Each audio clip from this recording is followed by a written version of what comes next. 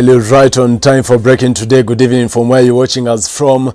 My name is Joel Church and our sign language interpreter is Tracy Dorcas. We have a lot in line for you and these are our top stories.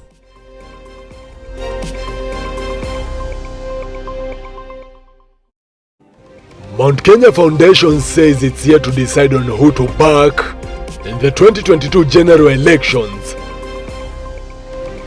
Civil servants will from April next year earn a new set of allowances following a review by the SRC.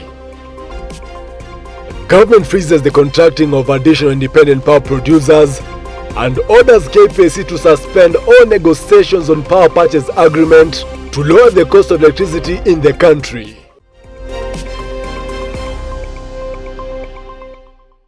And today we begin with matters of politics. Mount Kenya Foundation MKF leaders have today announced that they are yet to decide on the presidential candidate they will back in next year's general elections. This is after they announced that they convened a meeting with One Kenya Alliance principals Gideon Moi of KANU, Kalonzo Musyoka of Wiper, Musalia Mudavadi of ANC, and Moses Wetangula of Ford Kenya. Our very own Flora Lemuki has just come from Safari Park and of course is preparing that story for us. And in a question of the day today we ask, do you think the Mount Kenya Foundation has what it takes to influence the 2022 presidential elections? Do you think the Mount Kenya Foundation has what it takes to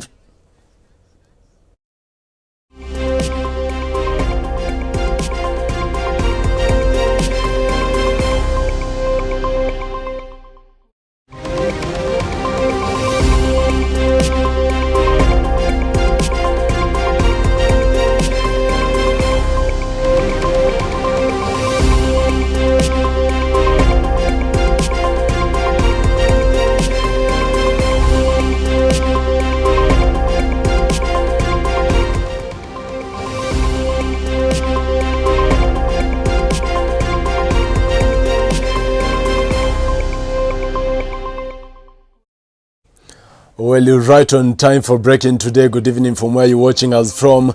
My name is Joel Church and our sign language interpreter is Tracy Dorcas. We have a lot in line for you and these are our top stories.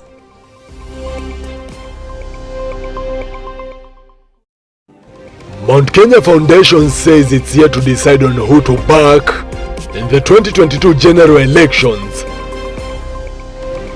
Civil servants will from April next year earn a new set of allowances following a review by the SRC.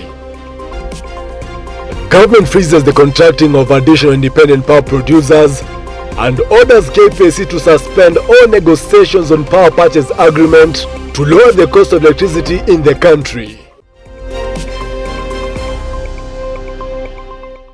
And we begin with matters politics. Mount Kenya Foundation MKF leaders have today announced that they're yet to decide on the presidential candidate they will back in next year's general elections. This is after they today convened a meeting with One Kenya Alliance principals, as our very own Flora Lemuki, who is preparing the story. Actually, she will be telling us on what the list of demands that One Kenya Alliance gave, of course, to the MKF gave to the One Kenya Alliance. But in the meantime, we ask you a question of the day. Do you think the Mount Kenya Foundation has what it takes to influence the 2022 presidential elections? Do you think the Mount Kenya Foundation has what it takes to influence the 2022 presidential election? Talk to us via social media platforms at SUTV Kenya, Joel Chacha M on Twitter, as well on Facebook, SUTV Kenya and Joel Chacha. You can also text us via 111 444 111. Still a focus on matters politics. Deputy President William Ruto has criticized the Building Bridges Initiative proponents, terming them as selfish individuals who would only loot and dig an economic grave for the country, given a chance to govern it. Ruto further warns the public against voting in such leaders in the next year's general elections. Robert Oma with more details. Like any other race that only one winner must be crowned, so is the politics of the country. And it is with no doubt that the perennial competitors are raising the bar so high each day. It is on the same breath that Deputy President William Ruto is on constant meeting with his supporters to enhance his popularity across the country, and today his Asla Brigade covered the air in Kilgoris. Hawa wadosi wanasema hata bei ya mafuta imeenda juu. si ndio? Kwa hivyo wangoje kwanza mambo ya katiba to sort out uchumi. The war on the Building Bridges initiative that was aimed at amending the constitution does not seem to end anytime soon. Si mnajua mimi ndio naibu wa rais wa Kenya saa hii. Na mimi si mlevi. Na mimi si mjinga. Unanielewa? Na mimi si wazimu. I know what I am saying. Nimesema safari hii wadosi wangoje. Ruto has pleaded with Kenyans to vote wisely and rally behind him in the 2022 polls. Mambo ya kubadilisha katiba ingoje. Mambo ya vyeo ingoje. Mambo ya mamlaka ingoje. Kwanza tuanze na kazi ya hawa vijana. Tuanze kwanza na biashara ya watu wadogo. Tuanze kwanza na wakulima wapate pesa. Kama tutakuwa na nafasi, mambo ya mamlaka na vyeo tutaweka kwa AOB. It is only 10 months to the much anticipated 2022 general elections and the scramble for votes continues. Wale tunashindana na wao wamekwama kwa tribal formations na mpaka leo hata candidate hawajui ni nani. Hawa watu mkiona tutashindana na wao kweli? Si hawa watu watazama mapema. Robert Thomas, Switch TV News. Now my director Joanne tells me Flora Limuki has finally filed the report where the Mount Kenya Foundation leaders have today announced that they are yet to decide on the presidential candidate they will back in next year's general elections. This is after they announced again, or rather they convened a meeting with One Kenya Alliance principals where Limuki of course was there at the Safari Park meeting, and this is what she prepared for us.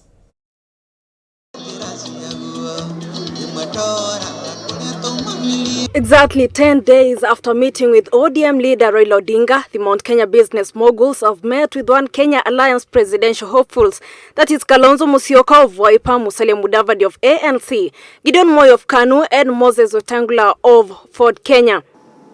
I'm not here to persuade you that OCA is the best movement to support, or those who are not supporting you nowhere are the best. No. You know why you're sitting here, why you made up and sacrificed your time to be here. The One Kenya Alliance officials have strongly supported the unity in Mount Kenya region. However, they say the region should not focus on one preferred candidate.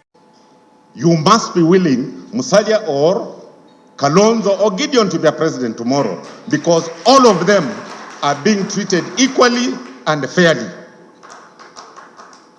Musikuja na preferred candidate, mutaharibu. 10 months to the 2022 general elections, the battle for the mountain votes continues to heat up. My colleagues have spoken to some of them. But basically, right now, as we move forward, the economy is going to be a big challenge. And I've been speaking to this severally. We have a trailblaze of delivery. As the political heat heightens in the country, and specifically the fight for the Mount Kenya region votes, today the Mount Kenya Foundation has met with One Kenya Alliance. But the question that remains is, could there be a looming coalition between ODM and the One Kenya Alliance? Flora Limuki, Switch TV, Nairobi. Thank you, Limuki. Meanwhile, today marks the 4th day of the mass voter registration exercise by the Independent Electoral and Boundaries Commission, IEBC, that has so far experienced low turnout. The commission has now moved to sensitize the public through civic education so as to increase the number of registered voters, as Scott Muriuki reports. The registration exercise has begun at a slow pace that has prompted the IEBC to devise ways to increase the number of people registering as voters. What I would say, Kenya tungehitaji sana ni ile motivation ya youth huko nje. Something like advertisements to the youth, waambiwe huko nje wakuwa aware of the position penye kiti iko, since hatuwezi waendea kwa penye wako. We are intending maybe by the help ya our supervisor tutalias na yeye, since tunajua mahali ambapo kuna watu wengi, we can change the position. The commission has deployed voting mobilizers to inform more Kenyans, especially in rural areas, about the exercise. Langata Constituency Registration Officer Martin Simoto has urged Kenyans to show up in large numbers. Tabia ya Wakenya ni moja. Wanapenda kuja siku ya mwisho. That's the problem with Kenyans. Hiyo ndio shida ya Wakenya. Na kupitia katika hii runinga ningetaka niombe wa Kenya wachukue nafasi ya kuingia saizi kwa vituo zetu, kwa sababu haina wezi pata pale mistari mingi. Ni kitu ambayo unakuja with muda wa dakika karibu 2-3 umemaliziwa. IEBC chairman Wafula Chebukati has continuously decried inadequate funding for the exercise that is set to continue for the rest of the month, with the commission set to conduct mass voter registration for the diaspora in December. The mass voter registration exercise has begun at a slow pace, with a lot of registration centers having a low turnout. Reporting for Switch TV News in Kiambu County, I am Scott Morioki. Away from that, civil servants will from April next year earn a new set of allowances following a review by the Salaries and Remuneration Commission (SRC). Additionally, all public institutions have until November 30th to submit a list of the allowances presently paid for the review in a move set to harmonize civil servants' salaries. Our reporter Brian Mwenda has more. All public institutions, including government agencies and parastatals, will be required to submit a list of allowances presently paid for review by November 30th. According to the Salaries and Remuneration Commission (SRC), this review will inform a new allowance formulation that will ensure transparency, fairness and equity in payment of government allowances. There shall be streamlining of allowances to progressively achieve a proportion of basic salary to gross salary that is no less than 60%, while taking into account the impact on pension. According to the SRC chair Lynn Cherop, part of the new formulation includes paying allowances as an absolute figure against the current formula that pays allowances in percentages. They shall be paid in absolute amounts and not as a percentage of the basic or gross salary, unless were explicitly advised by SRC. Allowances shall not be paid for purposes that are already compensated for in the basic salary. Under the new allowance review, allowances payable will include house allowance, commuter allowance, job and task-related allowances, and labor market adjustment allowances. Reporting for Switch TV, my name is Brian Mwenda. With our story, we are due for a short commercial break, but before that, today Kenya has lost 3 people to COVID-19, even as 51 patients recovered and 218 new COVID-19 cases were reported. That means the positivity rate is now at 3.4%. We now take a short commercial break. We'll be back with more. Stay tuned.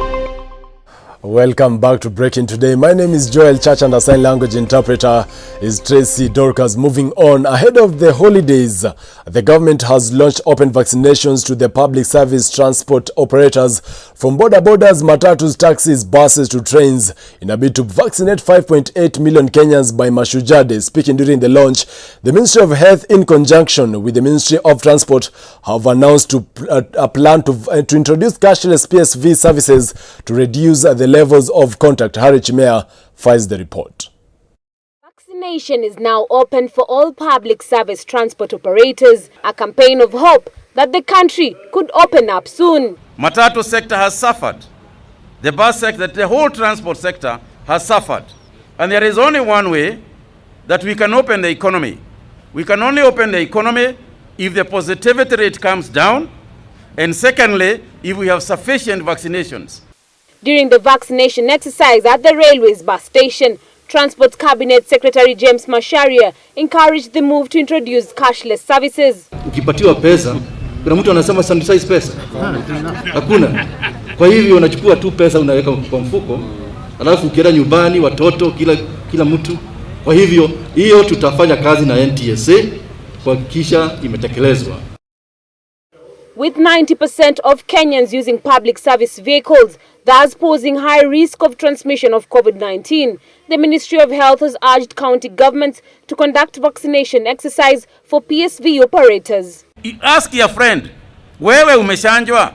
Unafikiri kama singejua Macharia amechanjwa mimi naweza kubaliana kuwa naye karibu namna hii?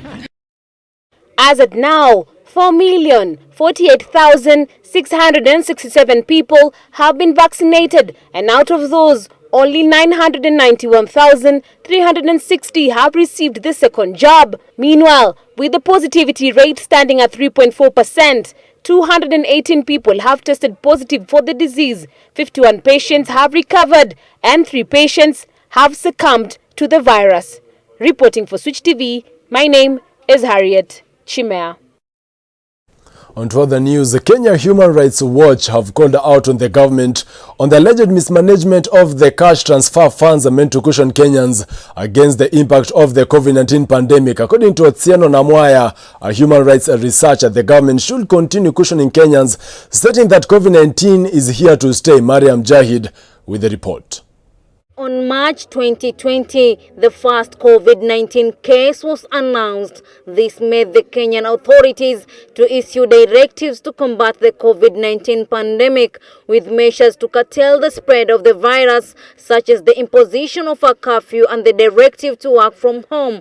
That later led to job losses. 2 months later, President Uhuru Kenyatta pledged to cushion vulnerable families, a move that gave hope to many.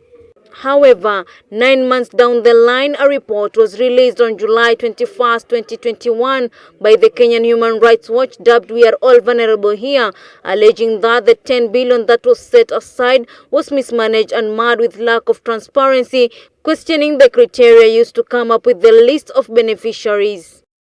Some of the irregularities of the cash transfer program are that the outlined criteria did not include job loss as one of the factors to be considered during the selection of beneficiaries, lack of clear rules and basic transparency, failure to recognize that everyone has a right to social security and adequate standard of living, no publication of information about the program, its start date and duration.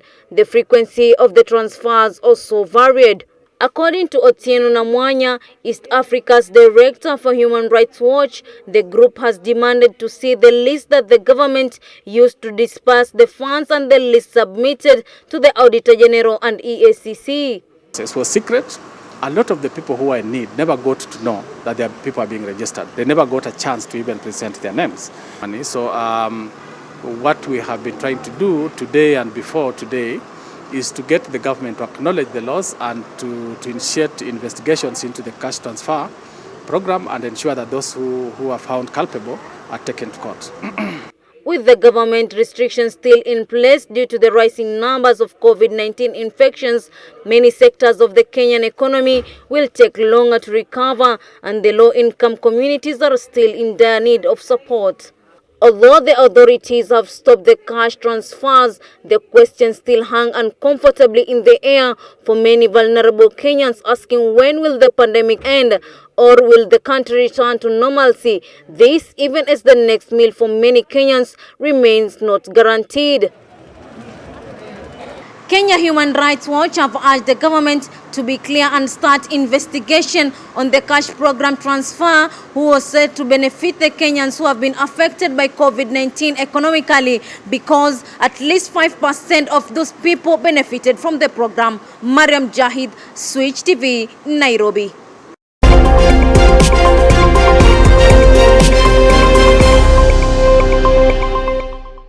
And now we shift our focus to the business world. The government has frozen the contracting of additional independent power producers and ordered the Kenya Power Company to suspend all negotiations on power purchase agreement to lower the cost of electricity in the country. Shilangetich now reports.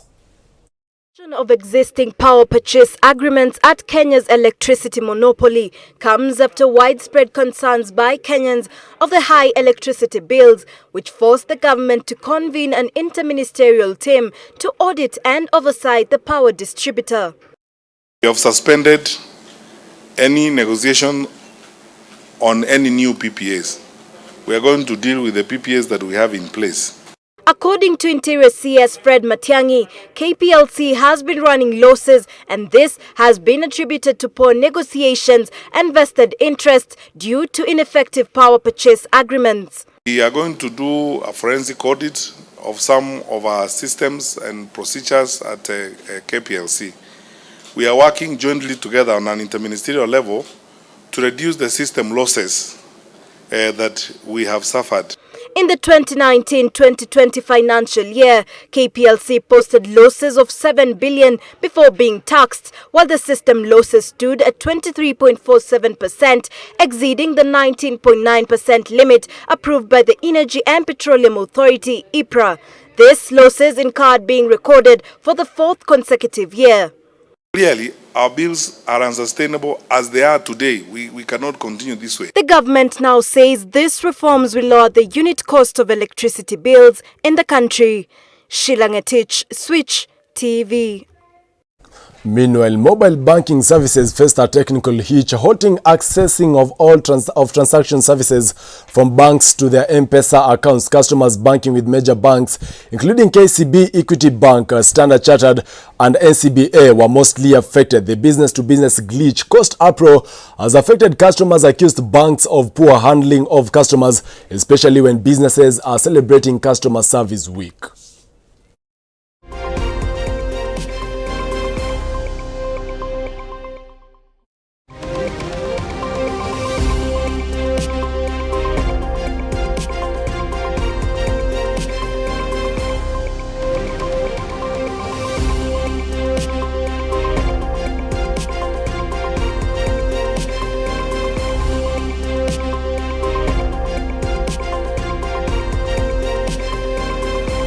Away from that, Kenya Generating Electricity Company KENGEN has received its 5th International Organization for Standardization ISO recertification after successfully going through rigorous audits conducted by Bureau of Veritas to confirm the company's conformity to the international standards. KENGEN Quality Management System or QMS and Environmental Management System EMS were audited in June 2021 and found to be compliant with the international standards, leading to the recertification which was formally presented to the company earlier today.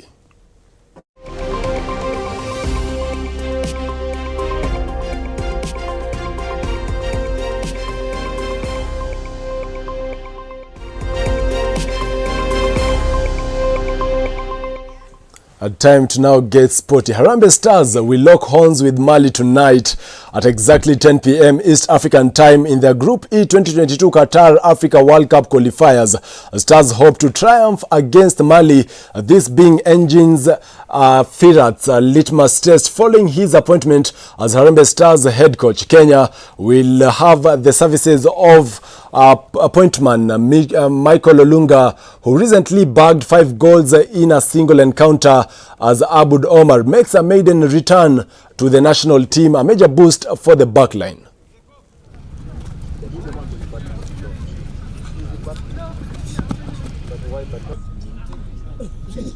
So KAKAMEGA County Governor Wycliffe OPARANYA has signed a memorandum of understanding with the organizers of Sports Personality of the Year Awards, popularly known as SOYA, to have the county host the third SOYA Awards in January 2022. World Marathon record holder Paul Tergat has appreciated the organizers and KAKAMEGA County for the acceptance and willingness to stand with the grassroots talent. Various sports disciplines have been promoted and careers in sports have been defined. Make sure that it is going to be effected to the letter, and make sure that we support and so we celebrate the work of these sportsmen. Meanwhile, Kenya's female rally drive MAXINE has received a big boost from telecommunication giant Safaricom, amounting to 2 million Kenya shillings. The sponsorship is aimed at catering for the remaining rounds of the Kenya National Rally Championship and autocross competitions in August. Being the only lady, especially beating the guys out there, it's exciting. It's also different environment. Could expect a finish yet again, and hopefully a better position than Mombasa Rally, but a finish is what you should expect. We are keen to make sure that she achieves her dream, and she's an inspiration to many young ladies, to many girl children out there, and also young people in general, to tell them that anything is possible. On to other news, Kenya's record champions Gor Mahia have handed a second FIFA transfer ban this year after failing to pay a former player his dues. FIFA has ruled that Gor Mahia cannot register any new players until it pays $3 million to Ghana's Owusu Jackson. On Tuesday, the club signed new players Austin Odhiambo and Yusuf Mainge, both from FC Leopards, ahead of FIFA imposing its latest transfer ban last evening. The previous ban imposed by FIFA ran from February until September, when the club settled the dues of Dixon Ambundo, Shafik Batambuze and coach Steve Pollack.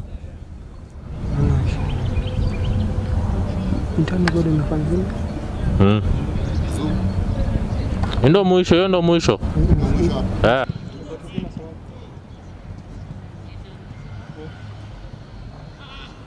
We now cross borders. Our Saudi Arabian takeover of Newcastle United is close to being agreed.